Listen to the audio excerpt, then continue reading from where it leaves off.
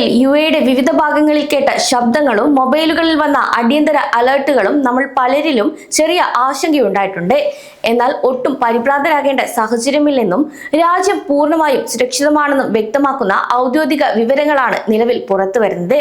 ഇന്ന് പുലർച്ചെ 3:31 രാജ്യമൊട്ടാകെ കേട്ട ശബ്ദങ്ങൾ ഇറാനിൽ നിന്നുള്ള മിസൈൽ ഡ്രോൺ ഭീഷണികളെ യുടെ വ്യോമ പ്രതിരോധ സംവിധാനങ്ങൾ തകർത്തതിൻ്റെതാണെന്ന് പ്രതിരോധ മന്ത്രാലയം ഔദ്യോഗികമായി സ്ഥിരീകരിച്ചു.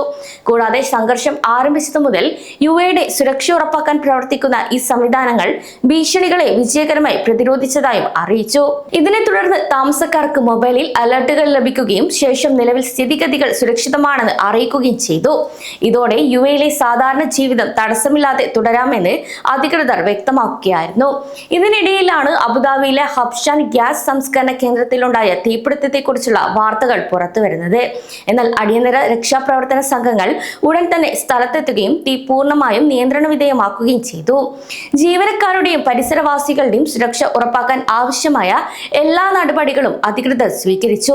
ഈ സാഹചര്യത്തെ അധികൃതർ സൂക്ഷ്മമായി നിരീക്ഷിച്ചു വരികയാണ്. അതേസമയം മേഖലയിൽ സമാധാനം തിരികെ വരുന്നു എന്നതിന്റെ ഏറ്റവും വലിയ സൂചനയാണ് വെടിനിർത്തൽ പ്രഖ്യാപനം. ഇറാനെതിരായ ഇസ്രായേൽ നീക്കങ്ങൾ 40 ദിവസങ്ങൾ പിന്നിടുമ്പോൾ 2 ആഴ്ചത്തെ വെടിനിർത്തലിന് ഇതോടെ ധാരണയായിരിക്കുകയാണ്. ഇറാൻ സിവിലിയൻ ലക്ഷ്യങ്ങൾ ആക്രമിക്കുന്നത് ഒഴിവാക്കാമെന്നും ഹോർമുസ് കടലിടുക്ക് വീണ്ടും തുറക്കാമെന്നും സമ്മതിച്ചതോടെ സംഘർഷാവസ്ഥയ്ക്ക് വലിയ ആശ്വാസം വന്നിരിക്കുകയാണ്. വരും ദിവസങ്ങളിൽ പാകിസ്ഥാനിൽ വെച്ച് ഔദ്യോഗിക ചർച്ചകൾ നടക്കും.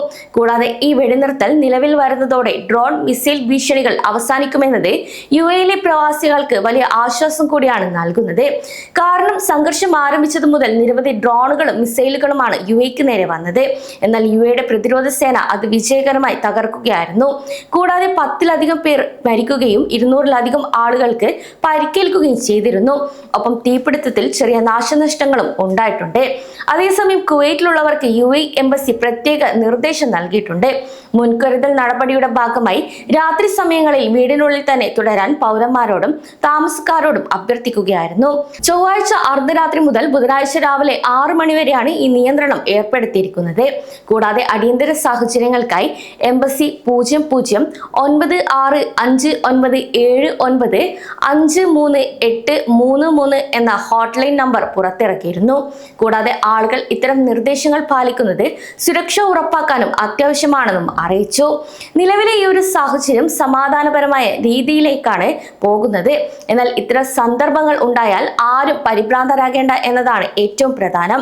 കൂടാതെ വാട്സപ്പിലൂടെയും മറ്റും അടിസ്ഥാനരഹിതമായ വ്യാജ വാർത്തകൾ പ്രചരിപ്പിക്കരുത്. ഒപ്പം ഔദ്യോഗിക സർക്കാർ സ്രോതസ്സുകളിൽ നിന്നുള്ള വിവരങ്ങൾ മാത്രം വിശ്വസിക്കുക. അതേസമയം മേഖലയിലെ രാഷ്ട്രീയ മാറ്റങ്ങൾ സമാധാനത്തിലേക്ക് മാറുമ്പോൾ ഈ ഒരു സാഹചര്യത്തിൽ വരും ദിവസങ്ങൾ കൂടുതൽ ശാന്തമായിരിക്കുമെന്ന് നമുക്ക് പ്രതീക്ഷിക്കാം. കൂടാതെ ഹോർമുസ് കടലിടുക്ക് വഴി സുരക്ഷിതമായ കപ്പൽ ഗതാഗതം അനുവദിക്കാമെന്നത് ഇറാൻ ഔദ്യോഗികമായി സമ്മതിക്കുകയും ചെയ്തു. താൽക്കാലികമായി നിർത്തിവെക്കാൻ തീരുമാനിച്ചതോടെയാണ് ഈ ഒരു നിർണായക തീരുമാനം ഉണ്ടായത്.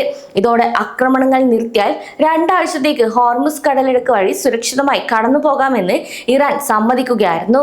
ഒപ്പം കഴിഞ്ഞ കുറച്ച് ദിവസങ്ങളായി യുഎഇ ഉൾപ്പെടെയുള്ള സ്ഥലങ്ങളിൽ നേരിട്ടിരുന്ന മിസൈൽ ഡ്രോൺ ഭീഷണികൾക്ക് ഇതോടെ താൽക്കാലിക ശമനമുണ്ടാകുമെന്ന് സിവിലിയൻ ലക്ഷ്യങ്ങളെ ആക്രമിക്കില്ലെന്നും ഇറാൻ ഉറപ്പു നൽകുകയും ചെയ്തു.